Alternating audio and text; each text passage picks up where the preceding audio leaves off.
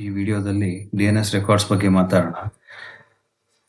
All domains are required to have at least a few essential DNS records for a user to be able to access their website using a domain name. ಏನಿಂಗಂದರೆ ಈಗ ಯಾವುದೇ ವೆಬ್ಸೈಟ್ನ ನೀವು access ಮಾಡಬೇಕು ಅಂದರೆ ಅದರಲ್ಲಿ essential DNS records ಅಂತ ಇರುತ್ತೆ. ಅದು ಇಲ್ಲದೆ ನೀವು ಆ್ಯಕ್ಸೆಸ್ ಮಾಡೋಕ್ಕಾಗಲ್ಲ. ಈಗ ಅದರಲ್ಲಿ ಕೆಲವೊಂದು ಎಕ್ಸಾಂಪಲ್ ಹೇಳಬೇಕು ಅಂದರೆ ಸಿ ನೇಮು, ಎ ರೆಕಾರ್ಡ್ಸು, ಆಮೇಲೆ SOI ರೆಕಾರ್ಡ್ಸು, ಇವೆಲ್ಲ essential components which suppose to be there. ಅದರಲ್ಲಿ SOI ರೆಕಾರ್ಡ್ಸ್ ಅಂತ ಬಂದಾಗ ಇದು stands for start of authority ಅಂತ.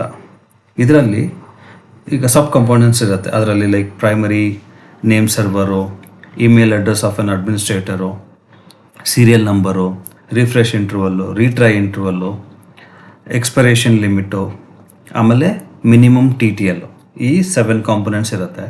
ಈಗ ನಾವು ಪ್ರೈಮರಿ ನೇಮ್ ಸರ್ವರ್ ಅಂತ ಬಂದಾಗ primary server name is one of the main server that holds the original authoritative copy of DNS zone data. It is responsible for managing and distributing this data to other server names. In simple words ಅಲ್ಲಿ ಹೇಳಬೇಕು ಅಂದರೆ ಇದು head quarter ಥರ. ಇದರಲ್ಲಿ ನಿಮಗೆ DNS server ಇನ್ಫಾರ್ಮೇಷನ್ನ manage ಮಾಡ್ತಾ ಇರುತ್ತೆ. ಈಗ ನಾನು ಎಕ್ಸಾಂಪಲ್ ತೊಗೋಬೇಕು ಅಂದರೆ like MX record, A record, C name, ಆಮೇಲೆ ಟೆಕ್ಸ್ಟ್ ರೆಕಾರ್ಡ್ಸು, ಇದೆಲ್ಲ ಇನ್ಫಾರ್ಮೇಷನ್ನು ಪ್ರೈಮರಿ ನೇಮ್ ಸರ್ವರಲ್ಲಿ ಅಪ್ಡೇಟ್ ಆಗಿರುತ್ತೆ. ಈಗ ಸೆಕೆಂಡ್ ಒನ್ ಅಂತ ಬಂದಾಗ email address of the administrator. ಈಗ ಯಾವುದೇ ವೆಬ್ಸೈಟ್ ಅಂತ ಬಂದಾಗ ಅಡ್ಮಿನಿಸ್ಟ್ರೇಟರ್ ಡೀಟೇಲ್ಸ್ನ ಅಪ್ಡೇಟ್ ಮಾಡಿರಲೇಬೇಕು. ಅದು ಇಲ್ಲಿ ನಿಮಗೆ ಎಕ್ಸಾಂಪಲಲ್ಲಿ ಹೇಳಬೇಕು ಅಂದರೆ example.comದು administrator@example.com ಆ ಇಮೇಲ್ ಡೀಟೇಲ್ಸು ಇಲ್ಲಿ ಇಮೇಲ್ ಅಡ್ರೆಸ್ಸಲ್ಲಿ ಅಪ್ಡೇಟ್ ಆಗಿರುತ್ತೆ. ಆಮೇಲೆ ಸೀರಿಯಲ್ ನಂಬರ್ ಅಂತ ಬಂದಾಗ it's a crucial component of SOI record which plays an vital role in managing and sinking DNS zones.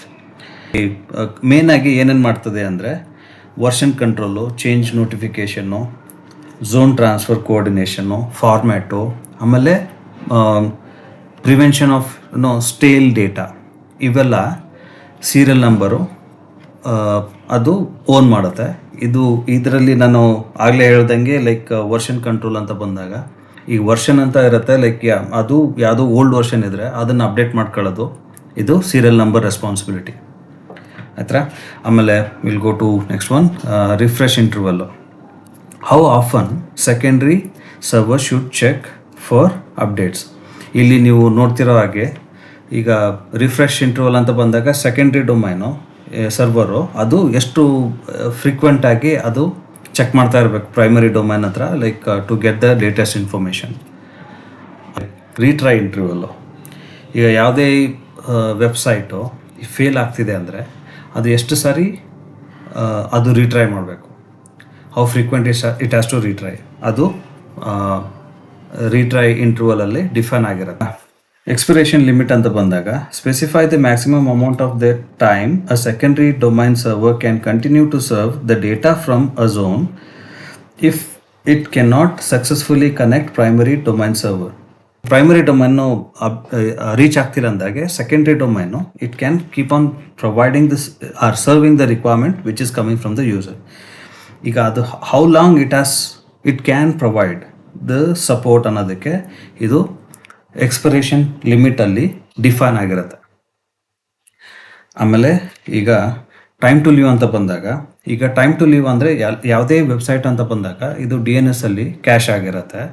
ಈಗ ಮಿನಿಮಮ್ ಅಂತ ಬಂದಾಗ ಬೈ ಡಿಫಾಲ್ಟ್ ಸಪೋರ್ಟ್ ಮಾಡೋದು 300 second, that is nothing but 5 minutes. ಆಮೇಲೆ up to 24 hours ಒಂದು specific DNS record can be ಕ್ಯಾಶ್ಡ್.